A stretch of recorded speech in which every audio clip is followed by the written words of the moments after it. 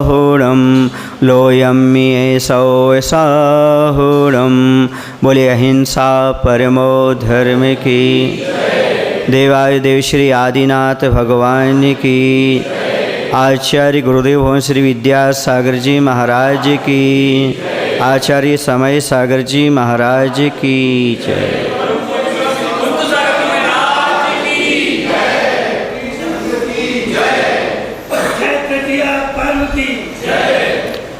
आज का यह महान पर्व युग के आदि से जुड़ा हुआ है। एक दान तीर्थ के प्रवर्तक हुए, एक धर्म तीर्थ के प्रवर्तक हुए। ऐसे कैसे हुआ? ऐसा उन्होंने कौन सा पुण्य किया था, कौन सा कार्य किया था जिसके फलस्वरूप दान तीर्थ के प्रवर्तक बने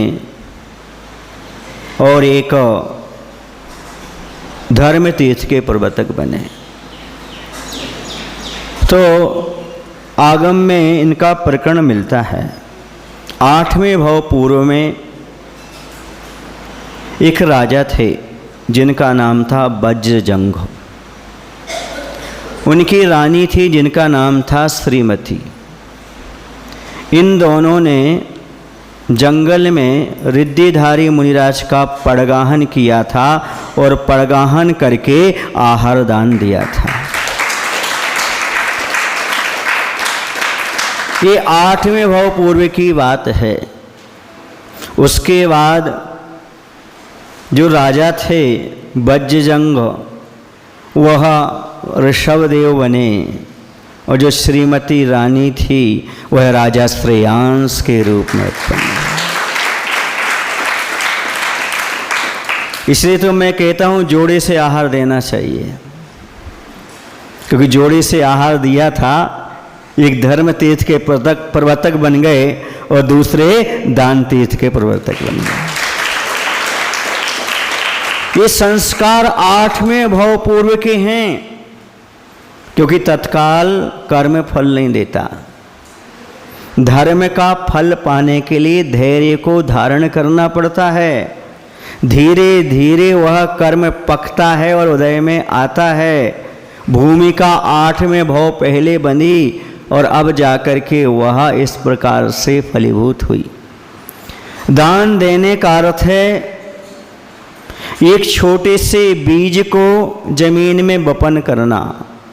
जैसे बरगद का पेड़ होता है, उसे यदि जमीन में बो दिया जाता है तो कितना विशाल वृक्ष, उसकी छाया आदि प्राप्त होती है। उसी प्रकार से उत्तम पात्र को उत्तम समय में दिया गया दान ऐसे ही वैभव को फल देने वाला होता है।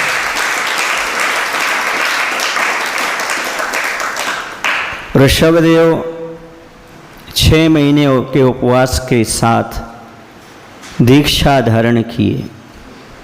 दीक्षा धारण करने के बाद वह आहारचर्या के लिए 6 महीने के उपवास के बाद निकले। और जैसे निकले अयोध्या नगरी में, तो आखिरकार ये ऋषभदेव सब कुछ छोड़ करके मुनि बन गए थे। हम नगर में क्यों आए हैं? क्योंकि उस समय किसी को मालूम ही नहीं था कि मुनि यदि नगर में आते हैं तो मात्र आहारचर्या के लिए आते हैं या भव्य जीवों के कल्याण के निमित्त ही आते हैं, बाकी नहीं आते हैं। उन्हें ये भान नहीं था सावकों के लिए कोई राज सिंहासन लेकर के आ गया, कोई सुंदर सुंदर कन्याएं लेकर के आ गया, कोई 56 भोग की सामग्री थाली लेकर के आ गया, कोई फूल मालाएं लेकर आ गया, अनेक प्रकार की वस्तुएं लेकर आया। ले महाराज स्वीकार करो, स्वीकार करो, स्वीकार करो। पर महाराज ने किसी की कोई बात स्वीकार नहीं की और निकल गए। समझ आ रहा है? क्योंकि किसी को नवदा भक्ति नहीं आती थी। आहार दान कैसे दिया जाता ये भी नहीं आता था। अब महाराज अयोध्या नहीं गए, अब हस्तिनापुर की ओर बढ़े। जब हस्तिनापुर की ओर बढ़े, एक दिन पहले ही राजा श्रेयांश के लिए स्वप्न आए। लगभग 7 स्वप्न आए उनके लिए। किनके लिए? राजा श्रेयांश के लिए। सबसे पहला स्वप्न था सुमेरु पर्वत का देखना। स्वप्न में उन्होंने सुमेरु पर्वत का दर्शन किया। फिर शाखाओं के अग्रभाग पर लटकते हुए आभूषणों से सुशोभित कल्पवृक्ष को देखा। तीसरे स्वप्न में गर्दन के बालों से जिनके कंधे ऊंचे हों रहे ऐसा शेर को देखा। फिर किनारे को उखाड़ता हुआ बैल को देखा। फिर सूर्य और चंद्रमा देखे। फिर लहरों और रत्नों से सुशोभित समुद्र देखा। ऐसे अष्टमंगल द्रव्यों को धारण कर सामने खड़ी हुई व्यंतर देवों की मूर्तियों को देखा। ऐसे 7 स्वप्न महापुराण में उल्लिखित हैं। ऐसे स्वप्न को देखा तो उन्होंने जाकर किसी निमित्त ज्ञानी ज्योतिषी से पूछा, इन स्वप्नों का फल क्या है?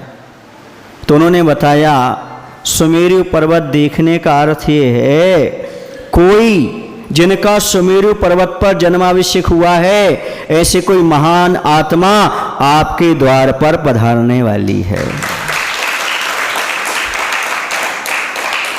बस जैसे दूसरे ऋषभदेव, मुनि ऋषभदेव आ रहे थे, उन्हें देख करके ने जाति स्मरण हो गया कि 8वें भव में भज्जजंग का जीव और श्रीमती का जीव ये तो हो गए, हमारे बे तो हो गए ऋषभदेव, और हम हो गए, क्या हो गए? श्रेयांश राजा। हमने मुनि को दान दिया था, ये महाराज यदि आए हुए हैं तो मात्र आहार के लिए आए हुए हैं। तत्काल उन्होंने नवदा भक्ति को जान लिया, पूर्व संस्कार के वसात, और मुनिराज का पड़गाहन कर लिया। ना तो नाभिराय पड़गाहन कर पाए, न भरत चक्रवर्ती का अवधि ज्ञान काम कर पाया, न मरुदेवी, किसी को सौभाग्य नहीं मिला। सौभाग्य किसको मिला? संस्कारवान श्रेयांश को। श्रेयांश नहीं, जिन्होंने 8वें भव में संस्कार का बीजारोपण किया था, उन्हें ये फल मिला है। ऐसे बंधु में आपसे कहना चाहता हूँ, पंचम काल में जो संस्कार आप डाल रहे हो, इस हुंडा और सपनी काल में भी मुनिदान के निश्चित आगे आपको भी ऐसी बट वृक्ष जैसा फल प्राप्त होने वाला है। यदि संस्कार ना होते तो आज क्या संसार में राजा श्रेयांश की इतनी ख्याति होती? कैसे? उन संस्कारों के माध्यम से। वह भी मुनि महाराज का संपर्क पाकर के इस प्रकार का हुआ। और जैसे ही महाराज श्री के आहार संपन्न हुए, वैसे ही पंचाश्चर्य हो गए। अकेले मुनि महाराज के यहाँ आश्चर्य नहीं होते, अकेले गृहस्थों के यहाँ आश्चर्य नहीं होते। जब दाता और पात्र दोनों की विशुद्धि बढ़ती है, तब देवता भी जय जयकार करने लगते हैं और पंचाश्चर्य प्रारंभ हो जाते हैं। वह पंचाश्चर्य क्या क्या हैं? रत्नों की वृष्टि होना।